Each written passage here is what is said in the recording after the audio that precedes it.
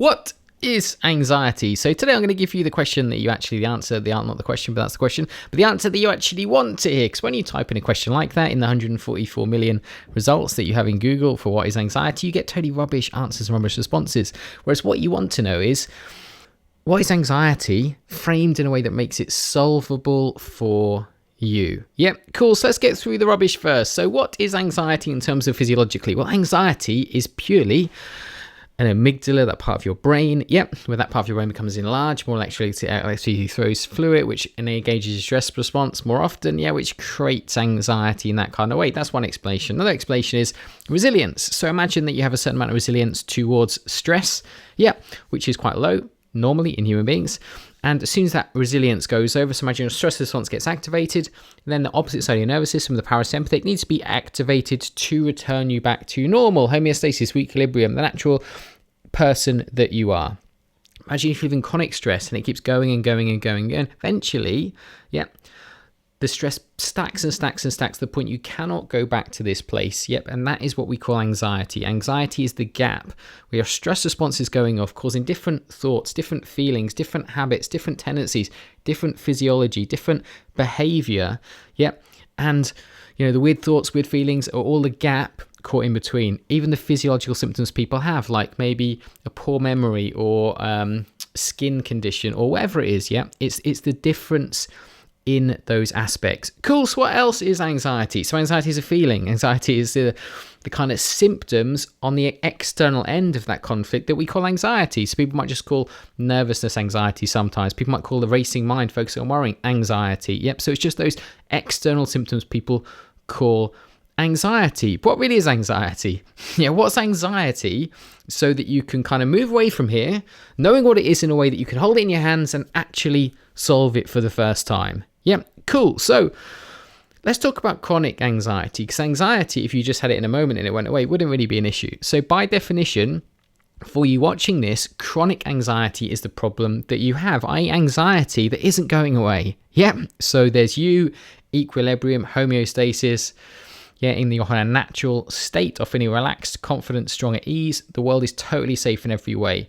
And then there's stress building up to the point where, you're moving away from there and then you develop anxiety. So why do people get stuck in here? Why do they live here? How can you understand anxiety so it's a simple and solvable thing? So what I'm going to say first of all is that for most people watching this, you're probably going to have these cycles for your entire life. Why are you going to do that? Because I had them for most of my life. Not that I'm some kind of genius, but I had them for most of my life. And it took me a long time to actually understand how to simply resolve this problem. I've helped people for 12 years with these problems, spoke to thousands of people, tens of thousands of hours. And it took me, a huge amount of time, 10 years of working full time. It was only recently in the past 6 to 8 months that I've actually understood these problems. Before then, I did like most people do, which is I help people manage the symptoms. So people's anxiety was an 8, helped them reduce it down to a 4. They left feeling happy-ish. But then they came back 6 months later, or a year later, or 2 years later, or 3 years later. The point is that it's a chronic problem that most people don't ever fully resolve. So we're going to talk about how to fully resolve it so you can see what it actually is. So there's the normal you. Chronic stress builds to the point where anxiety grows. So the question is, why does chronic stress build? Why are you caught in a state of always being chronically stressed? So what is stress?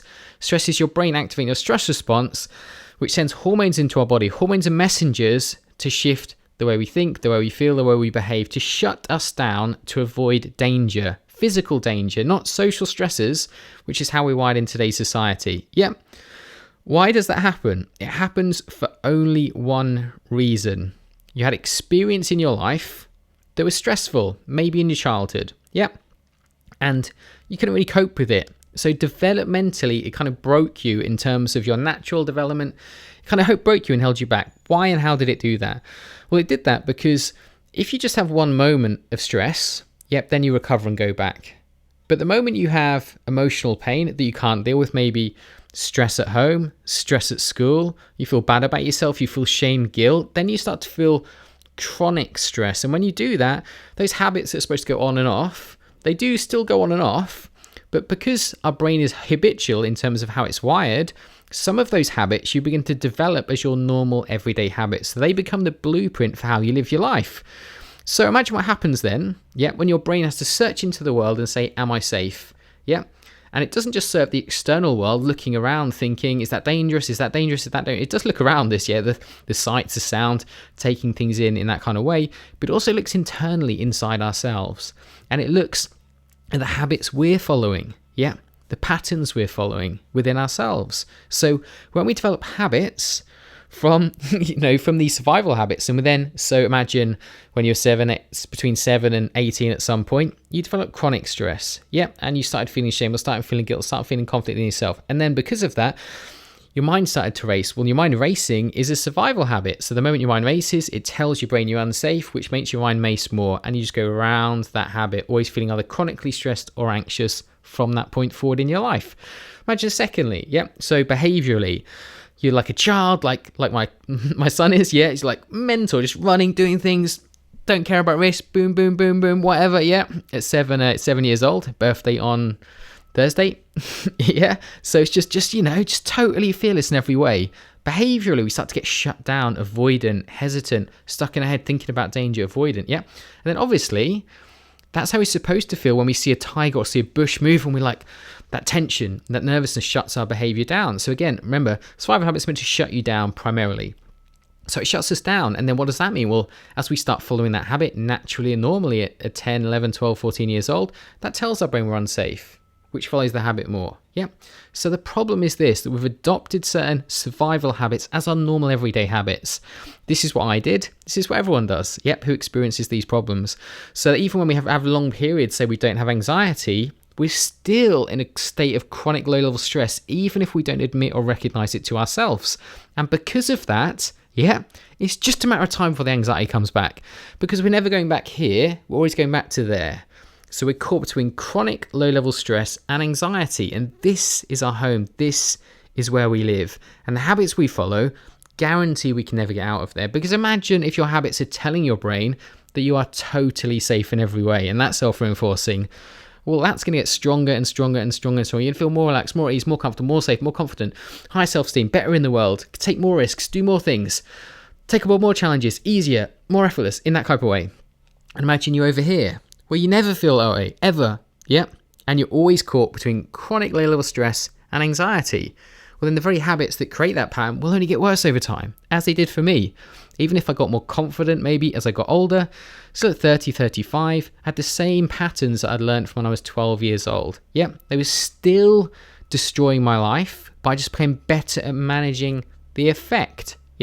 Maybe choosing a relationship that didn't trigger me as much, choosing a job that didn't trigger me as much, doing all kinds of things to manage the effect, but not truly solving the problem. So anxiety is that. Anxiety, your anxiety, chronic anxiety, is a few habits that you learn from your childhood or from some stressful period of your life that you've never let go of. You're grasping on too tight. And these habits are doing the opposite to what your brain is naturally meant to do. They're telling you you're unsafe constantly on some level, which is always making your stress response primed to go off, which is always then accumulating too quickly, creating anxiety in yourself. What you've done is learn to manage it by avoiding things in your life or by following some rubbish habits. Not rubbish, that's a bit harsh, but following some type of habits, whatever it is, kind of mindfulness meditation type thing. Which I love those things, by the way. I know it feels like I'm knocking them, but it's just frustrating when people don't change the conflict, but just do those things. It just creates a lifelong management, aspect that doesn't really serve people fully. Same as when people take medication, there's better ways to resolve these problems. Cool. Anyway, I got there in a long-winded... Wait, all these videos are long-winded, aren't they? But I hope that makes sense, guys. Because if you can really see that in yourself, there's some habits that you don't recognize that you follow, that you've accepted as normal, you've accepted as your home, but they're totally unnatural. They're creating constant low-level stress, and this is the only reason why you have anxiety. This is what your anxiety is. Awesome, guys. I hope that helps, and look forward to speaking to you soon. Take care.